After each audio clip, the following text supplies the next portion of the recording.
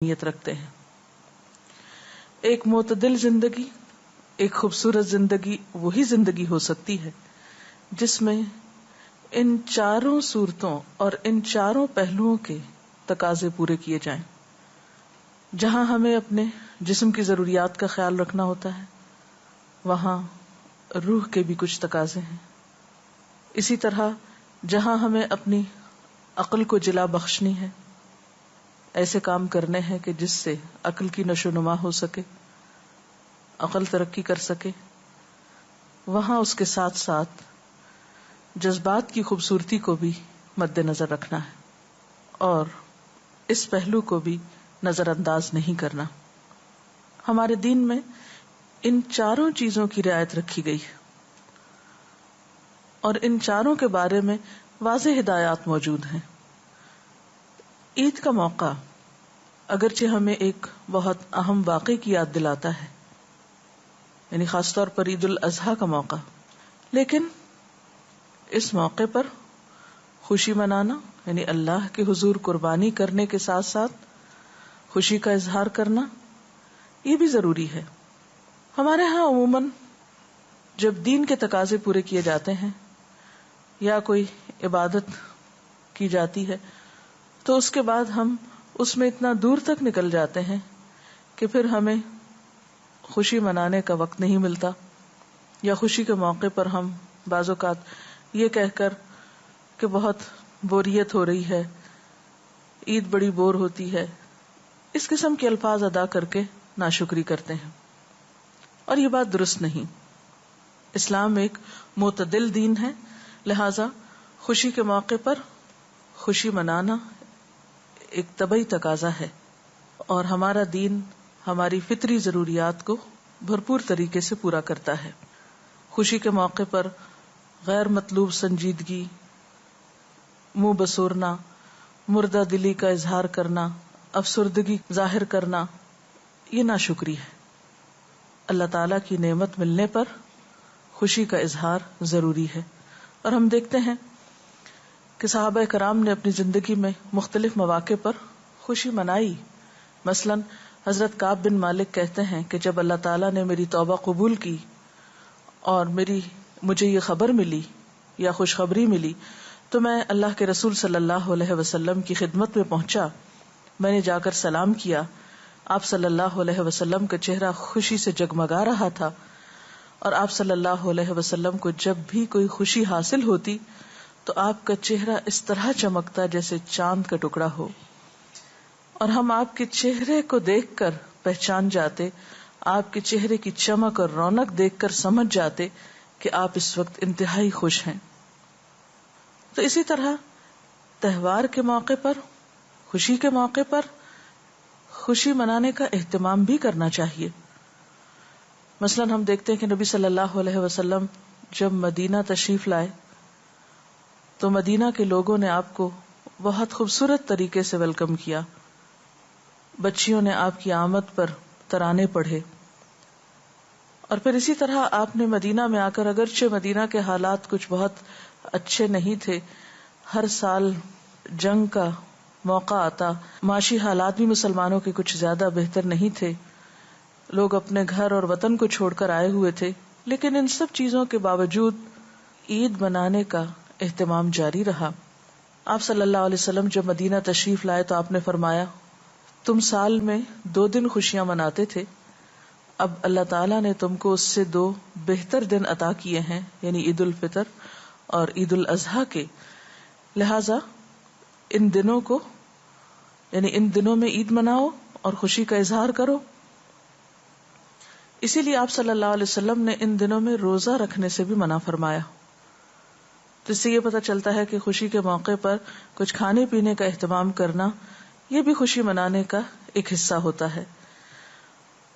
اور خصوصاً اس عید کے موقع پر 1 دن نہیں، 1 دن سے زیادہ، اسی لیے ہم دیکھتے ہیں کہ عموماً 3 دن تک عید منائی جاتی، اسی لیے اس کو بڑی عید بھی کہا جاتا ہے، یعنی عید الاضحیٰ کو.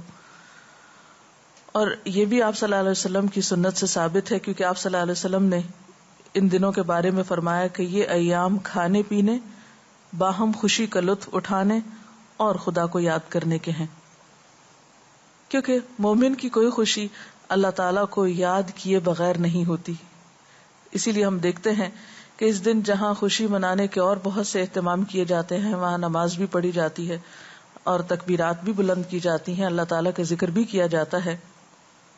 اور اس کے علاوہ ہم دیکھتے ہیں مدینہ کی زندگی میں تو خواتین کے ہاں اس موقع پر شعر و شاعری بھی ہوتی تھی. مثلا حضرت عائشہ رضی اللہ تعالیٰ عنہا کہتی ہیں کہ عید کا دن تھا، میرے پاس کچھ لونڈیاں بیٹھی ہوئی تھی، کیونکہ اس زمانے میں لونڈیاں گایا بجایا کرتی تھی. وہ اشعار گا رہی تھی اور جنگ بواس سے متعلق کچھ شعر پڑھے جا رہے تھے. تو اتنے میں حضرت ابو بکر رضی اللہ تعالیٰ عنہ تشریف لائے اور انہوں نے کہا کہ اللہ کے رسول صلی اللہ علیہ وسلم کے گھر میں یہ سب کچھ ہو رہا ہے، یعنی یہ شعر و شاعری ہو رہی ہے اور گایا جا رہا ہے. تو اس پر آپ صلی اللہ علیہ وسلم نے فرمایا کہ اے ابو بکر رہنے دو، ہر قوم کے لیے تہوار کا ایک دن ہے اور یہ ہماری عید کا دن ہے. یعنی عید کے دن خوشی کے جذبات کی سیٹسفیکشن کے لیے جائز حدود میں رہ کر اس قسم کا اہتمام کیا جا سکتا ہے. اسی طرح ایک اور روایت میں ہمیں ملتا ہے کہ آپ صلی اللہ علیہ وسلم نے عید کے دن حضرت عائشہ کو حبشیوں کا تماشا دکھایا تھا یا کھیل دکھایا تھا، اور وہ آپ کے قریب کھڑے ہو کر اس کو دیکھتی رہیں اور جب تھک گئیں تو آپ واپس لوٹ گئیں.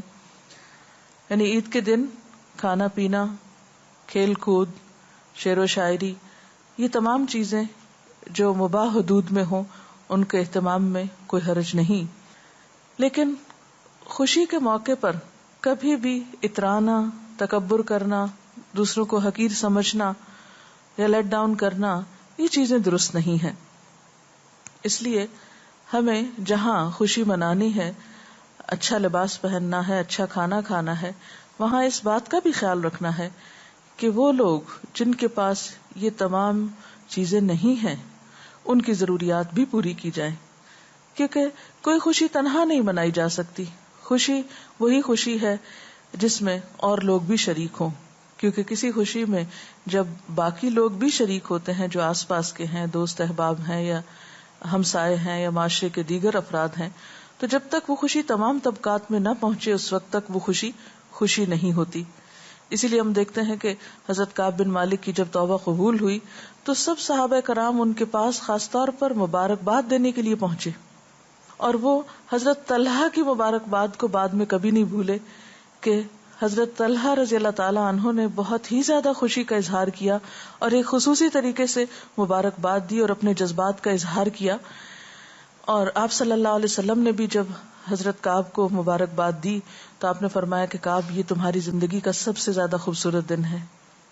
یعنی جذبات کے اظہار کے لیے اچھے الفاظ کا استعمال، اچھے انداز کا استعمال، یہ بے حد ضروری ہے. اور مبارک کا جو لفظ ہے اس کا معنی بھی یہی ہے کہ اللہ تعالیٰ تمہیں اس نعمت میں مزید برکت دے، مزید خیر و عافیت اور بھلائی نصیب ہو. اب کچھ چیزیں اس حوالے سے کہ ہم پھر عید کے دن کیا کریں، سنت نبی صلی اللہ علیہ وسلم سے کیا کچھ ثابت ہے. پہلی بات تو یہ ہے کہ عید کے لیے تیاری عید سے پہلے ہی شروع ہو جائے گی. مثلا اگر قربانی کرنا ہے تو اس کا اہتمام، پھر اسی طرح اگر قربانی نہیں بھی کر سکتے تو اس ریچول میں شرکت کے بال وغیرہ نہ کاٹے جائیں، نہ تراشے جائیں، نہ ناخن تراشے جائیں، جب ذو الحج کا چاند نظر آ جائے. پھر اسی طرح جب عید کا دن ہو تو صبح کے وقت غسل کر کے اچھا لباس پہننا، نئے کپڑے ہوں تو نئے پہنے جائیں، اگر نئے کسی کے پاس نہیں ہیں تو بھی دھلے ہوئے کپڑے پہننا جو ہے وہ ضروری ہے. ابن عباس بیان کرتے ہیں کہ رسول اللہ صلی اللہ علیہ وسلم عید الفطر اور عید الاضحیٰ کے دن غسل فرمایا کرتے تھے، یعنی خاص طور پر تیاری کیا کرتے. پھر اسی طرح ایک اور روایت میں حضرت جابر کہتے ہیں کہ آپ صلی اللہ علیہ وسلم عیدین اور جمعے کے موقع پر اپنی سرخ چادر پہنا کرتے تھے، یعنی خصوصی لباس کا اہتمام کرتے تھے. اسی طرح اس موقع پر خوشبو لگانا اور پھر اہتمام کے ساتھ عید پڑھنے کے لیے جانا یہ بھی ضروری ہے. عید کے دن عام طور پر جو کھانا کھاتے اس کے علاوہ اسپیشل کھانا تیار کرنا یا خود کھانا اور دوسروں کو کھلانا جو ہے یہ بھی ایک مسنون عمل ہے، لیکن اس میں تھوڑا سا فرق ہے. آپ صلی اللہ علیہ وسلم جب عید الفطر کے دن عید پڑھنے کے لیے جاتے تو کوئی میٹھی چیز کھا کر جاتے، مثلا کھجور، اور اگر کھجوریں کھاتے تو طاق عدد میں مثلا 1 یا 3 یا 5. اور عید الاضحیٰ کے دن آپ جانے کے وقت یعنی جاتے وقت تک کچھ نہیں کھاتے تھے، ایک طرح سے روزہ ہوتا تھا، اور نماز پڑھنے کے بعد واپس آ کر قربانی کرتے اور قربانی کے گوشت میں سے کھاتے. اب اگر کوئی شخص اتنا صبر کر سکے کہ واپس آ کے قربانی کرے اور پھر اس کو پکائے اور پھر کھائے تو بہت ہی اچھا ہے، لیکن اگر ایسا ممکن نہ ہو تو پھر انسان واپس آ کر عید کی نماز پڑھنے کے بعد کچھ بھی کھا سکتا ہے. پھر اسی طرح یہ ہے کہ آپ صحابیات کے بارے میں آتا ہے کہ وہ اپنے بچوں کو دودھ تک نہیں پلاتی تھی جب تک عید کی نماز ہو نہیں جاتی تھی، یعنی وہ اس سنت میں بچے بھی شریک ہوتے تھے. اللہ یہ کہ کوئی بچہ جو ہے وہ بالکل صبر نہ کرے یا بیمار ہو تو کسی بیمار کو دوا کھانی ہو یا اور کوئی ضرورت ہو، ادروائز جو لوگ اہتمام کر سکیں وہ اس سنت کی پیروی کا اہتمام بھی کریں. پھر اسی طرح آپ صلی اللہ علیہ وسلم عیدگاہ پیدل جاتے تھے، اگر ممکن ہو تو اس سنت پر بھی عمل کیا جائے، اور اگر عیدگاہ بہت دور ہو تو سواری پر بھی جا سکتے ہیں، ایسی کوئی شدت نہیں ہے اس معاملے میں. اسی طرح خواتین کو عید کی نماز کے لیے نکلنے کے لیے کہا گیا اور اس کے لیے آپ نے ان کو انکریج کیا. حضرت ام عطیہ بیان کرتی ہیں کہ رسول اللہ صلی اللہ علیہ وسلم نے حکم دیا کہ عید الفطر اور عید الاضحیٰ کے دن ہم چھوٹی بچیوں اور جوان لڑکیوں کو بھی عید کے لیے عیدگاہ کی طرف لے جائیں، حتیٰ کہ وہ عورتیں بھی جنہیں نماز نہ پڑھنی ہو. تو اس پر سوال کیا گیا کہ پھر وہ وہاں پر کیا کریں گی، تو آپ نے فرمایا کہ مسلمانوں کی دعا میں شریک ہوں اور مسلمانوں کی جمعیت کو دیکھیں، یعنی وہ لوگوں کا جو اکٹھا ہونا ہے اور لوگوں کی جو کثرت ہے اور کثرت سے ایک جگہ مل کر جو عبادت کرنا ہے اس کے اپنے فوائد ہیں، اور اس منظر میں ایک الگ ہی حسن ہے. اس کو جب تک دیکھا نہ جائے وہ جذبات پیدا نہیں ہوتے جو عید کے دن ایک خاص خوشی کے جذبات پیدا ہونے چاہیے، کیونکہ انسان جتنے زیادہ لوگوں سے ملتا ہے، ان کو دیکھتا ہے، اس کی کیفیت بدلتی ہے. اور تنہائی میں الگ گھر بیٹھا رہے، پڑا سویا رہے سستی کے مارے، تو اس سے وہ عید کی خوشی جو ہے وہ محسوس نہیں ہو سکتی. پھر اسی طرح حضرت عبداللہ بن عباس سے روایت ہے کہ رسول اللہ صلی اللہ علیہ وسلم عید کے دن اپنی ازواج مطہرات اور بیٹیوں کو عیدگاہ لے جاتے تھے، یہ ابن ماجہ کی روایت ہے.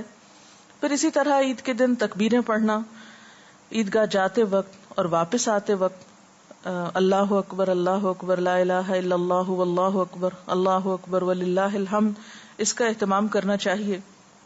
اس سلسلے میں ہم دیکھتے ہیں کہ نافع ابن عمر سے روایت کرتے ہیں کہ ابن عمر عید الاضحیٰ اور عید الفطر کے دن جب عیدگاہ کی طرف جاتے تو بلند آواز سے تکبیریں کہتے یہاں تک کہ عیدگاہ پہنچ جاتے، اور پھر عیدگاہ پہنچ کر پھر تکبیریں کہتے یہاں تک کہ نماز عید پڑھنے کے لیے امام صاحب نکل آتے.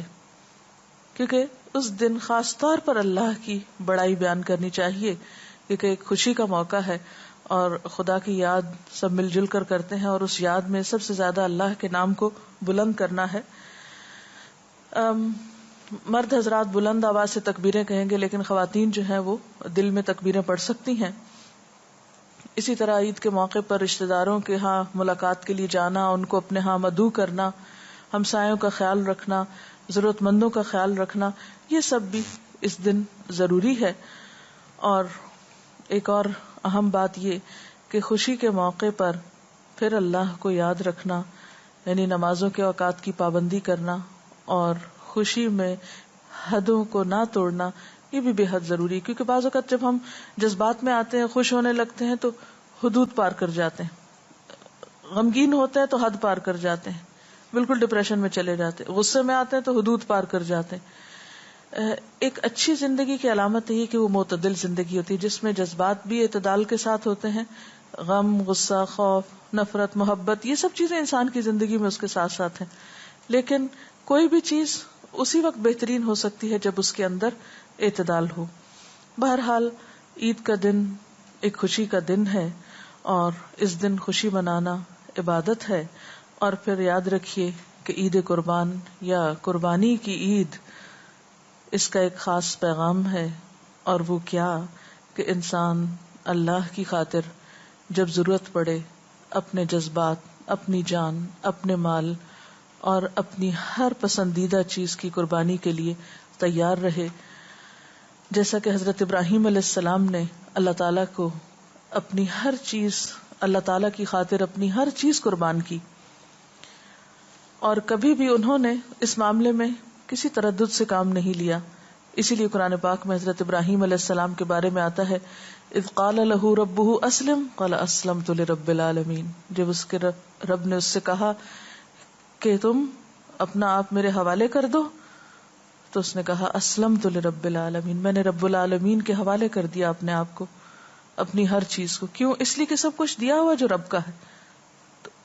جب دیا ہوا اس کا ہے تو اس کے نام پر دینا اور اس کی خاطر دینا اور اس کی رضا حاصل کرنے کے لیے، اس کا قرب پانے کے لیے، تو اس میں پھر انسان کو مشکل نہیں ہونی چاہیے، کیونکہ اللہ کی محبت ہمارے دل میں ہر چیز کی محبت سے زیادہ ہونی چاہیے.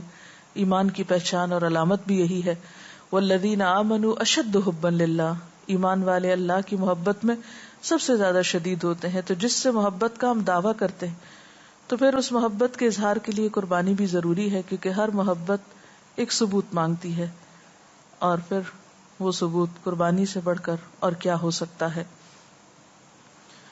اس سلسلے میں اگر آپ کے ذہن میں کوئی سوال ہو تو آپ کر سکتے ہیں. عموماً اس طرح کی فیلنگ آنے لگ گئی ہے کہ خوشی کے موقع کے ساتھ ہلا گلا ہونا بہت ضروری ہے، اور اگر وہ نہیں ہے تو خوشی نہیں ہے، جس کی وجہ سے عموماً عیدین کے مواقع کو بور گردانا جاتا ہے کہ بوریت ہو رہی ہے اور یہ سب کچھ. تو کیا یہ ضروری ہے کہ ہلا گلا ہو، اور کس حد تک اور کہاں پر اس کی حد ہے؟ اس حوالے سے کچھ تھوڑی سی بات اگر. جی ہاں، آپ نے درست فرمایا کہ ہمارے ہاں عام طور پر یہ سمجھا جاتا ہے کہ خوشی منانا اسی وقت ممکن ہوتا ہے جب انسان بہت اچھل کود کرے، بہت شور ہنگامہ کرے یا ہلا گلا کرے، اور اگر وہ نہیں تو شاید خوشی ہی نہیں. اس میں آپ دیکھیے کہ ہر چیز میں اعتدال ضروری ہے. اسلام یہ نہیں کہتا کہ اگر آپ خوش بھی ہیں اور آپ کے جذبات بھی تو بالکل آپ چپ کر کے سنجیدہ ہو کے بیٹھ جائیں. نہیں، آپ خوشی کا اظہار کریں، آپ ہنس سکتے ہیں، آپ کھیل کود کر سکتے ہیں. جیسے میں نے ابھی بتایا آپ کو کہ حضرت عائشہ رضی اللہ تعالیٰ عنہا کو آپ نے حبشیوں کا تماشا دکھایا، وہ اچھل کود ہی کر رہے تھے، کھیل رہے تھے، لیکن ایک حد کے اندر. تو کوئی ایسی چیز جو حد سے باہر ہو وہ دراصل دوسروں کے لیے نقصان دہ ہو جاتی ہے، تو اس سے ہمیں منع کیا گیا ہے. اور اس معاملے میں دونوں انتہاؤں سے بچنے کی ضرورت ہے. یعنی نہ تو غیر مطلوب اور ناپسندیدہ قسم کی سنجیدگی ہو، اور نہ ہی غیر مطلوب قسم کی ایکٹیویٹی ہو کہ جس سے دوسروں کا چین آرام جو ہے وہ حرام ہو جائے. بعض اوقات کیا ہوتا ہے کہ ساری ساری رات لوگ ایسے کاموں میں مشغول رہتے ہیں کہ ان کے پڑوسی سو نہیں سکتے. اس طرح کا گانا بجانا ہوتا ہے کہ پورا محلہ جو ہے وہ اس کی زد میں آتا ہے اور ان کے لیے ایک پریشانی کھڑی ہو جاتی. تو ایسی خوشی کیا خوشی کہ آپ تو خوشی منا رہے ہیں اور باقی آپ کے قرب و جوار میں جو لوگ سو رہے ہیں وہ سو نہیں پا رہے، جو پڑھ رہے ہیں وہ پڑھ نہیں پا رہے، کوئی بیمار ہے تو وہ آرام نہیں کر پا رہا. تو ان چیزوں سے بھی پرہیز کرنا جو ہے وہ ضروری ہے. پھر اسی طرح ہم دیکھتے ہیں کہ اسلام میں خوشی کے موقع پر تکبر سے اور اترانے سے بہت منع کیا گیا ہے.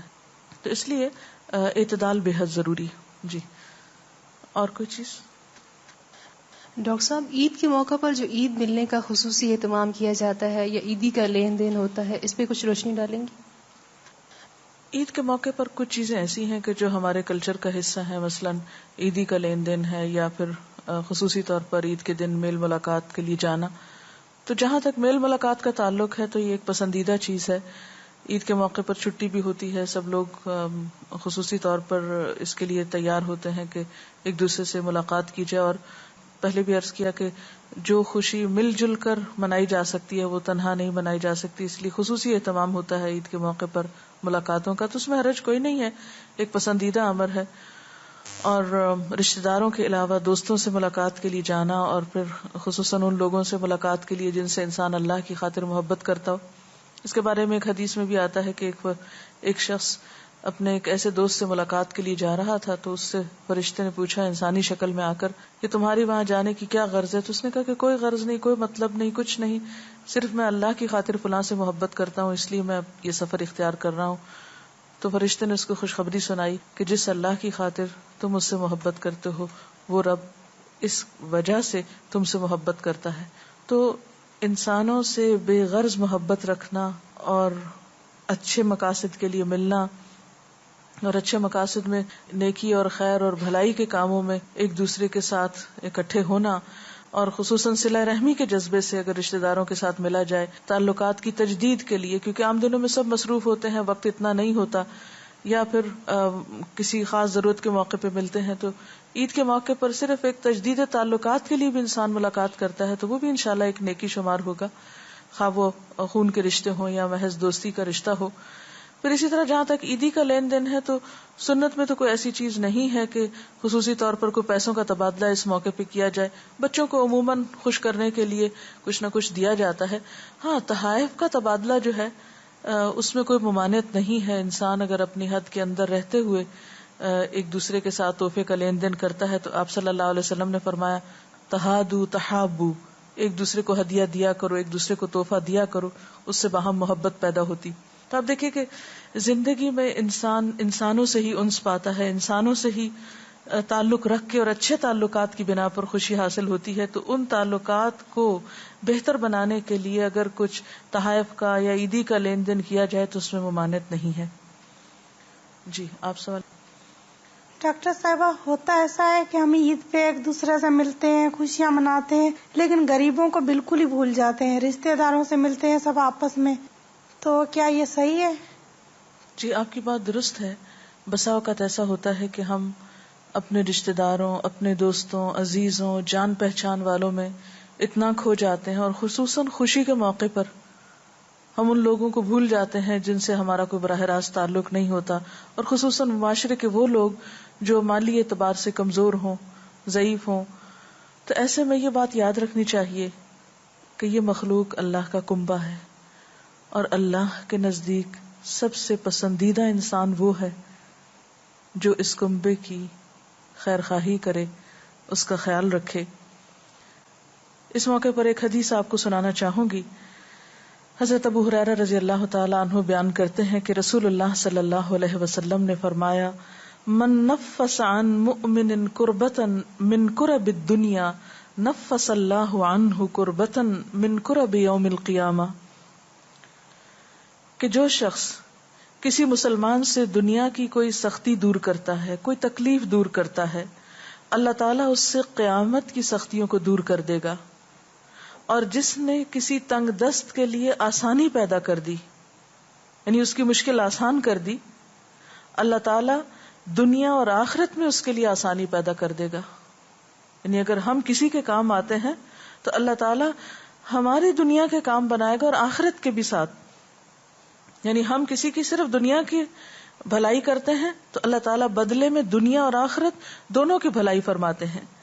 اور جس نے کسی مسلمان کی پردہ پوشی کی، یعنی اس کا عیب دیکھ کر پھر اسے چھپا دیا، آگے ذکر نہیں کیا، اللہ تعالیٰ دنیا و آخرت میں اس کی پردہ پوشی فرمائے گا۔ اور اللہ تعالیٰ بندے کی مدد کرتا رہتا ہے جب تک بندہ اپنے مسلمان بھائی کی مدد میں مصروف رہتا ہے۔ یعنی آپ دوسروں کی مدد کریں، ان کے غم بانٹیں، ان کے دکھ دور کریں، اللہ تعالیٰ آپ کے دکھ دور کرے گا۔ یہ نسخہ ہے غموں، تکلیفوں اور پریشانیوں سے نکلنے کا۔ تو کوئی بھی شخص حقیقی خوشی کب منا سکتا ہے، کیسے منا سکتا ہے؟ اگر اس کا دل خوش نہ ہو، اس کی روح خوش نہ ہو۔ اور حقیقی خوشی، روحانی خوشی اسی وقت انسان کو مل سکتی ہے جب انسان دوسروں کے لیے خوشی کا پیغام لاتا ہے۔ اس کے ساتھ ہی ہمارے آج کے پروگرام کا وقت ختم ہوتا ہے، اجازت چاہتے ہیں۔ وآخر دعوانا ان الحمد للہ رب العالمین، سبحانک اللہم وبحمدک، نشہد ان لا الہ الا انت، نستغفرک ونتوب الیک۔ والسلام علیکم ورحمۃ اللہ وبرکاتہ۔ اللہ اکبر، اللہ اکبر، لا الہ الا اللہ، واللہ اکبر، اللہ اکبر وللہ الحمد۔ اللہ اکبر، اللہ اکبر، لا الہ الا اللہ، واللہ اکبر، اللہ اکبر وللہ الحمد۔ اللہ اکبر، اللہ اکبر، لا الہ الا اللہ، واللہ اکبر، الله أكبر ولله الحمد.